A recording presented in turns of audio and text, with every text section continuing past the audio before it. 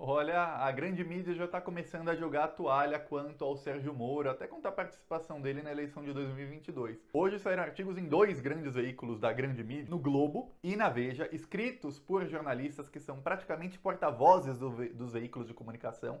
Eles já começam a ver que pode ter um cenário sem o Sérgio Moro, porque o Bolsonaro vai fazer de tudo para acabar com o Sérgio Moro e para que o Sérgio Moro não dispute a eleição. Não só o Bolsonaro, mas também outros grupos políticos, como o do Rodrigo Maia, querem tirar o Moro da eleição a todo custo. E os lavajatistas estão desesperados com isso. A grande mídia, que tanto apoiou o Sérgio Moro, também parte dela está desesperada. Olha só, a previsão tanto da Veja quanto do Grupo Globo é a mesma. A chance do Lula ser inocentado, não ser inocentado, mas as condenações dele serem anuladas é de 99,9%, porque o Gilmar Mendes e o Lewandowski, eles já adiantaram o voto deles na terça-feira.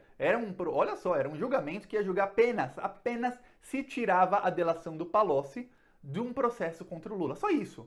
Eles podiam falar, vamos tirar essa delação porque não tem nada a ver com o processo. Acabou. Não, eles usaram essa votação para esmagar o Sérgio Moro, bateram forte no Sérgio Moro. O Lewandowski fez um voto, mas foi contundente. Ele falou, olha, é escandaloso o que o Sérgio Moro faz, porque ele, de ofício, tem pedido, os procuradores não pediram para adicionar a delação do Palocci no processo. Os procuradores, que é a acusação, quem está acusando o Lula, a acusação não pediu para tornar essa delação do Palocci pública.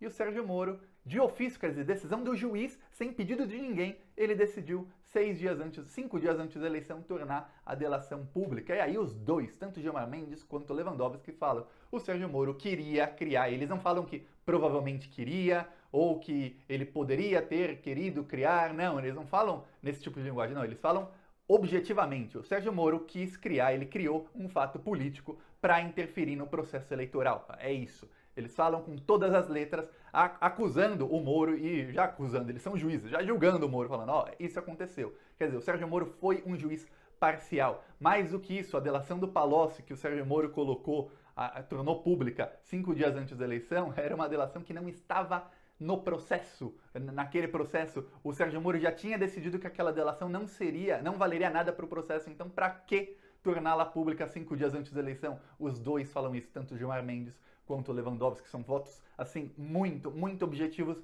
e assim, eles esmagaram o Sérgio Moro. Então eles abriram já o caminho para que quando haja o julgamento, eles já adiantaram o voto deles. O Fachin rasga a lei e vai sempre votar com a Lava Jato. A Carmen Lúcia, a gente não sabe, ela já votou contra o Lula, mas isso foi muito antes da Vaza Jato, isso foi logo que o Bolsonaro foi eleito e o antipetismo estava em alta. A gente não sabe hoje se a Carmen Lúcia mudaria o voto ou não, nem se há essa possibilidade.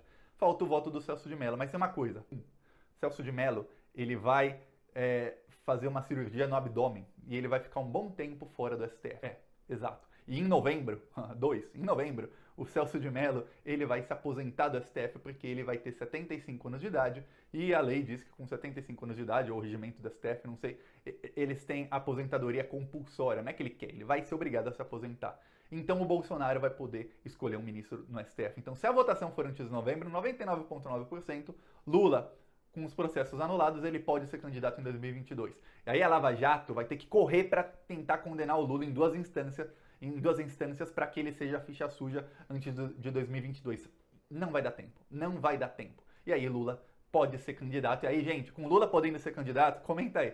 Quem você quer que seja o candidato em 2022? Se o Lula puder, Lula, Haddad ou quem você acha que tem que ser o candidato da esquerda? Para mim, não há discussão, não tem discussão, é o Lula. A não ser que o Lula fale, gente, eu não quero. Se o Lula falar que ele não quer, eu falo, pô, que pena, uma pena, mas é o Lula, tem que ser ele.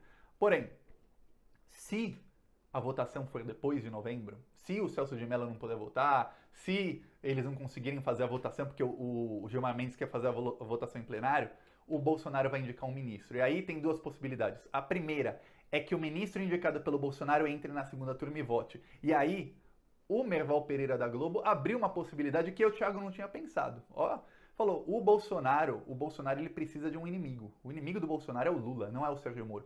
O Sérgio Moro é inimigo do Bolsonaro lutando pelo mesmo eleitorado, mas o Bolsonaro ele precisa de um antagonista, não antagonista o site, ele precisa de um antagonista ou alguém que esteja contra ele. Ele sempre fala que o inimigo dele é o comunismo, não sei o quê. Ele precisa de alguém na esquerda para ser o grande inimigo dele, senão ele não consegue fazer a fama dele. O Bolsonaro o fascismo precisa eleger inimigos. E aí, o que acontece?